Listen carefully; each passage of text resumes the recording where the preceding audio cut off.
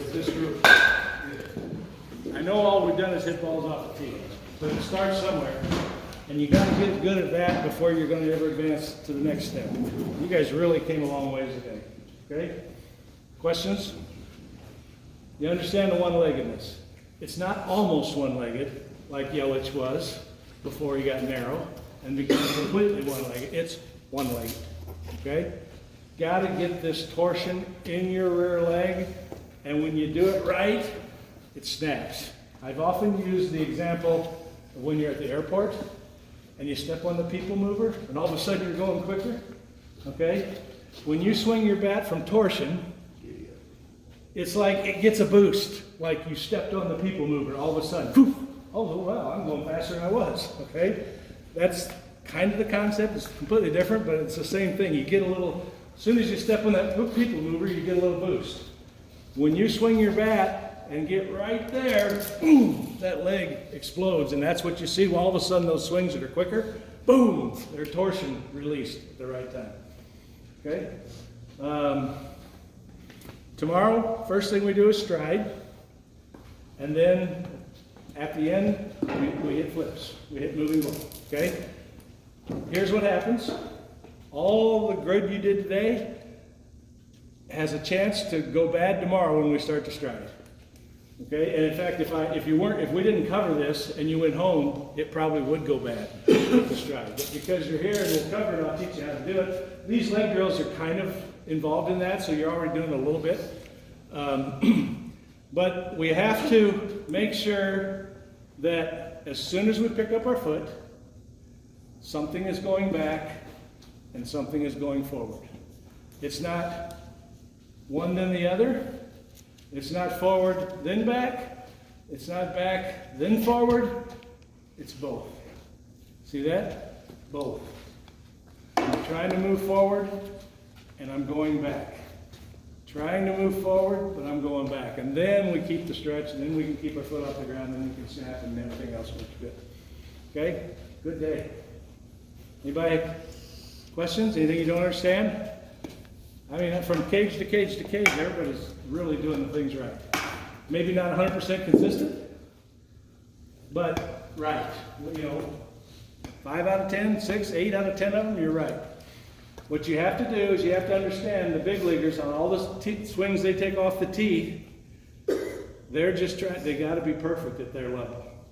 And so, even though you guys kind of know what to do, and you're good a certain percentage of the time, how good do you want to be? If you want to be really, really good, you got to be good 100% of the time off the tee. Because you're not going to be 100% in the game. Okay? If you're 50% off the tee, you might be 20% in the game, or less. Okay? The pitchers get good. All right? So, we'll come back at 10 in the morning. I don't know if you got plans for this evening or not. Some of the kids are a little young for my place, but if you want to go up to Teachers and my other business and have a sandwich or whatever, it's on me. I'll call up there and let you know. If you guys come in and say, hey, I'm here for Teacherman's baseball, we'll give you a pool table and have you a sandwich or something for free. Probably need to be high school and above. So the younger guys probably doesn't work. Sorry. All right? So, no questions? I must be a hell of a teacher. I got a comment. I don't know if it's a question, but it's something that I see with my son when he's hitting and I videotape him in games. A lot of times he'll get in the right position, and we talked about it. He'll get, I don't think it's because the pitcher's overwhelming him or getting him off speed or something. I think he just gets to a place where he's like, I don't want to wait on it anymore. So I feel like I got to go get it. So his hands will kind of drop and come out forward like this.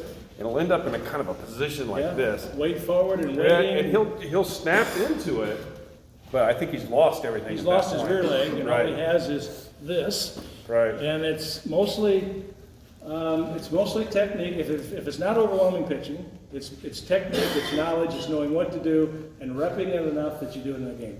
Right. Okay? You can't just come to my clinic this weekend and go right to a game and do it right. You know, you're gonna have to have some batting practice at bats. You're gonna have some game at bats until you figure it out.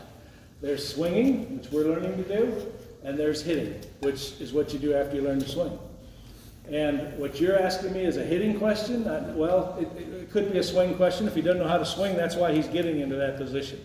If he knows how to swing and he's getting into that position, that's a hitting question. He's not learning to get this movement and keep this back leg loaded as he's going forward. And that's why I said it's both.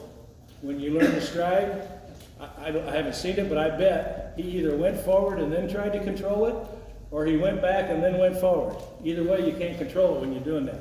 The only way you can control it is if it's a growing stretch. My weight wants to go this way, and this is keeping it from going that way. And now I can control it. That'll keep me from getting here. And it's okay to think like, let the ball get deep on me. Sure. Not, because I feel like maybe because he used to swing kind of like this, you kind of hit it out here. Yeah. Now you kind of want to hit it down and, you know, deeper in the zone. Well, when you're swinging from your back leg, and your weight shifts as you swing instead of before you swing, you're going to hit the ball deeper in the distance than it would if you do it the other way. But I don't like the out front versus deep argument. Out front, a lot of people say you got to hit the ball out in front of the plate. Well, if that's the plate, and I stand way back here in the back of the box, I'm never going to hit the ball out in front of the plate, if I do it right or wrong. The plate has nothing to do with it. Out front, if you hit, every ball you hit will be in front of your body. Okay? But when you tell kids to hit out front, they don't try to hit it here, they try to get it hit up there. And now they're going to get caught and they're going to get one. They're going to be seeing off speed pitch and they're going to get drawn out there and lunge. Okay? So what we have to learn to do is feel where we make contact in our body. This is in front of my body, but it's not way out there. Okay? Getting a little technical, but when I work with Aaron and Scott, I set a bat on the ground like that. And when I'm flipping them the ball and we're recording the video, I want them to hit every ball on top of that bat. If I throw them an outside ball, I want them to hit it there. If I throw them a ball down the middle, it's more like that. Outside ball, I want them to make contact right there. If it's a ball down the middle, I want them to make contact right there. If it's a ball inside, I want them to make contact right there. And so they learn to time the ball to those spots, or to a zone that's over top of this bat. It's not a spot necessarily, I don't know how wide it is, depends how big a guy you are. It's a plane or a zone that has some margin of error to it. Okay? Sounds good. So when you get to know what you're doing, and you're learning to hit, and now you read outside, okay, that's there. Inside, that's there. Middle, that's there. Let the ball come to the outside spot, the inside spot, the middle spot. Generally, that's deeper to most people. Deeper than what they're used to.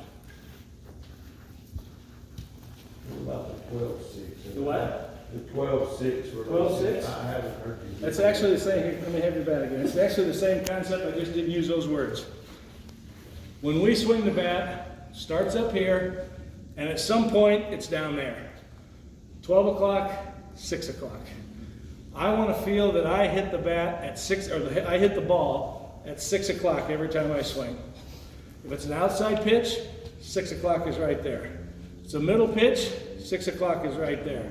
If it's an inside pitch, 6 o'clock is right there. This was the same every time. What changed was how much my leg turned. This is the outside, my leg didn't turn much at all. This is the middle, my leg turns a little bit.